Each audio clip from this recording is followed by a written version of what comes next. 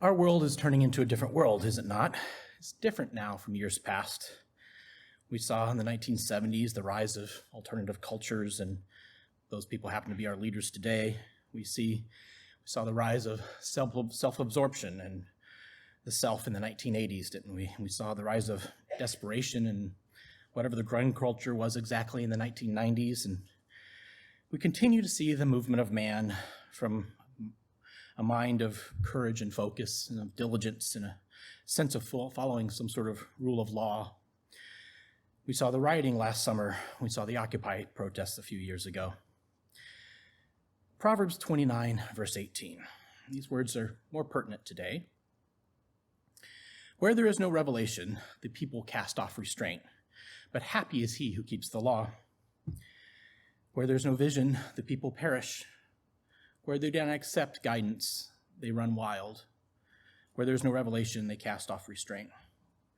We see the rule of those in power today. We see the masses of children on the border detained by the current political power and the lack of leadership. Leadership is key to this world, is it not? People continue to seek it out. They seek for something to lead them.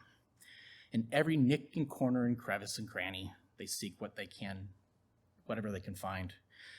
We all look for answers. Maybe we look for them in a mask, maybe in a slogan, maybe in some cause. We look for a vision. We look for a cure for gun violence. We look for a vaccine. What are we looking for? We seek out those who have hatred, or we often see and we identify those who have hatred in their hearts, not recognizing perhaps the addictions that drive them.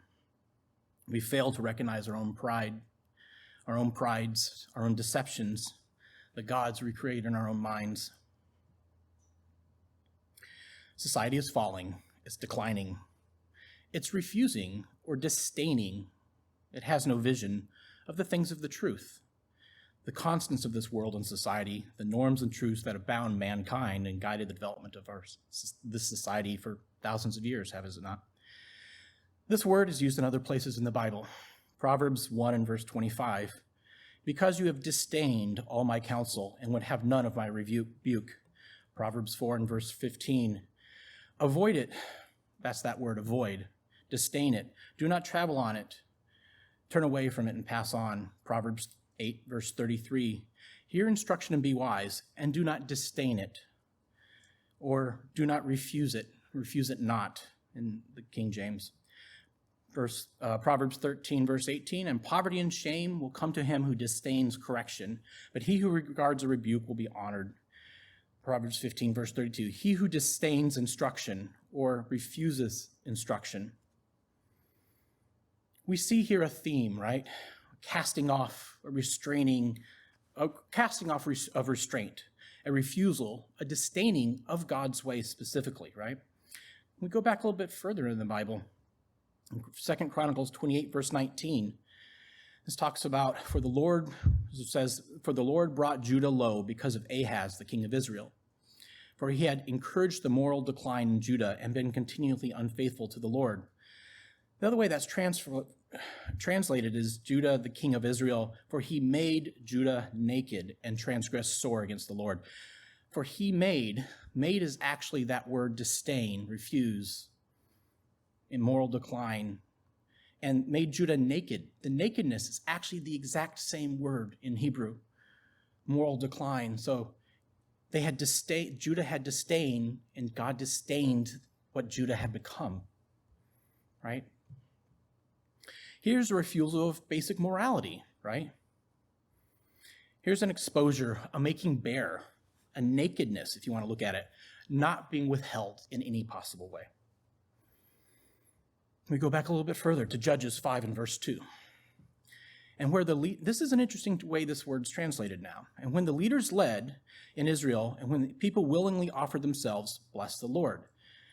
So that was the New King James. In King James, it's praise the Lord for the avenging of Israel, when the people willingly offered themselves. When the leaders led in Israel is the New King James, or in the New Living Translation, it's when Israel's leaders took charge. Leadership there is disdain. It's cutting loose. It has nothing to do with actual leaders other than the leaders are leading them loose, letting them disdain. And that's what they were doing in Israel. So there's a constant idea here. There's a constant theme that we see. For this is the idea of how man approaches life. It's an alternative lifestyle, if you want to look at it that way.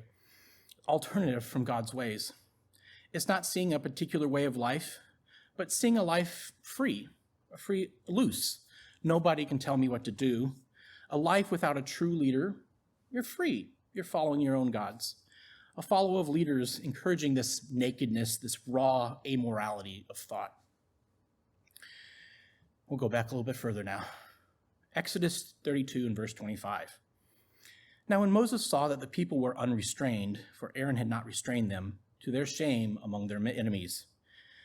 When Moses saw the people were naked, for Aaron had made them naked. That word naked is the same word. It's unrestrained. It's casting loose. A nakedness among their. Now here's an interesting point. So Aaron was supposed to keep them from becoming naked, from casting loose, from disdaining or having no restraint. Who was Aaron? Aaron was the high priest, was he not, to be that? He was a royal priesthood, a kingdom of priests, right? That's Exodus 19, verse 6. That's what God wanted. That's Revelation 5 and verse 10. A priesthood, a kingdom of priests to teach, to worship, to serve the people. A discipline of following the law and commandments of God. A focus on a way of life based on ahava, on agape, on putting the needs of God front and center, right? The greatest commandment is to have ahava for God. Not to love yourselves, not to love your own mind, your own hearts and desires, right? Because we know what Jeremiah 17 and verse 9 says, the heart is deceitfully wicked, for who can know it and who can tame it?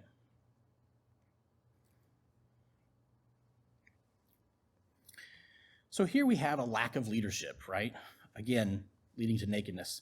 God's commandments are our guide. They are our rule. They are our blessing for a life, to lead us to a happy life. So if you want to pull up, so there's a slide here. This word we've been talking about is the word para. It's pe, resh, and ayam. This is the Hebrew letters. Para, it's a root that means to loosen. It's Hebrews 65:44. I think it may be up there now. To expose, to dismiss, and one of those definitions is to lead as a leader, ignoring and letting alone. Pe, resh, ayam, breaking the restraints, being loose and unruly. This word, actually, if you go to Exodus 5 and verse 4, is where it's first used. It's when Moses came to Pharaoh, and Pharaoh said, no, we can't let them go. Moses 5, for Moses, therefore, let the people go from their works. Moses let the people go. He would not release them from their works. He wanted them bound. The next thing that's kind of interesting is the word para is the root word for the word Pharaoh, which is the next slide up here. This is pe, resh, ayam, he. It's adding an extra letter to the end of that word, the letter he. This is the word for Pharaoh. So Pharaoh, the word for Pharaoh, is actually the word letting loose, disdain for God, for control, it's a rejecting. It's a breaking loose from any responsibility or guidance. Now, what is Pharaoh? Well, we know who Pharaoh was, but what is Pharaoh? So if you look at the word Pharaoh, this is actually in two words, and then the third slide here. It's the middle two letters, resh and ayam, are the word, or basically is the word ra in Hebrew. Ra, R-A, as we would call it. This is the word for evil in Hebrew. So the middle of the root word of Pharaoh is evil. Amorality. The outside two letters, pe and he, the outside two letters, put those together, that's the word for mouth. So Pharaoh is a mouth who speaks evil. Evil comes from within and is spoken. Kind of fits with Pharaoh, doesn't it? Whether you mean that literally or figuratively, all of the above, any Pharaoh is those who speak evil. Those who don't work to bind or to bring people to God. Adolf Hitler was a pharaoh, was he not? He used his mouth to convey and communicate things that were evil. Anybody, any leader who conveys evil is a pharaoh. Any thought that comes from within your heart, that goes through your lips, is a pharaoh. There's some interesting parallels with this. I won't go through it in much more detail, but in 2 Thessalonians 2 and verse 3 through 12, write that down. This talks about the son of perdition and the son of lawlessness, or the man of lawlessness. The lawlessness will be revealed, and because he opposes and exalts himself above all that God has worshipped. The man is Pharaoh. So who is your Pharaoh? Where is your Pharaoh today? Where are you seeking to have no constraints over your life? Where do you have a mouth for evil? Where do you place yourself as God? As Satan did in his rebellion against God, right? It's breaking free from the rule of God. Your Pharaoh isn't necessarily an external force, a government or a person or a law. It may be that too, but your Pharaoh is within you. Your Pharaoh is that voice seeking to rule itself, is it not? Because it knows better, because it's more enlightened. What is in your heart that is your own God? What are your fruits? Do you have the fruits of agape, joy, peace, patience, kindness, goodness, faithfulness, gentleness, and self-control? Or do you sow idolatry, sorcery, hatred, contentions, jealousies, outbursts of wrath, selfish ambitions, dissensions, and heresies? Are you proud like a Pharaoh, casting off the restraints of God's knowing better? Are you arrogant? Will you be swallowed by your own Red Sea? Where is your heart set free? Deuteronomy 6 and verse 25. Then it will be righteousness for us, for we are careful to observe all these commandments before the Lord our God, as he has commanded us. Psalms 119, 172. We know this one. My tongue shall speak of your word, for all your commandments are righteousness. Isaiah 28 and verse 16. Therefore it says the Lord, behold, I lay in Zion a stone for a foundation, a tried stone, a precious cornerstone, a sure foundation. Whoever believes will not act hastily. And I will make justice the measuring line, and righteousness the plummet. This is our guide. This is our rule. This is our path and our destination. Not to be wandering in the wilderness, not to be following a path aimlessly. A path that we are on is of righteousness, a path of his commandments. God's commandments are our guide, our rule, and our blessing to bring life and to lead us to a happy life. Those who break those restraints, that person will perish. Breaking loose, it will allow for violence. It will allow for the loss of the rules of society, of civil relationships, of any really positive, godly relationship. Those will fail because they have no vision, right? They do not have the vision of his righteousness. For God's laws are a lamp to my feet and a light to my path. Proverbs 28 or 29 verse 18, like we talked about, where there is no revelation, vision, the people cast off restraint. They cut loose, they break loose, they disdain.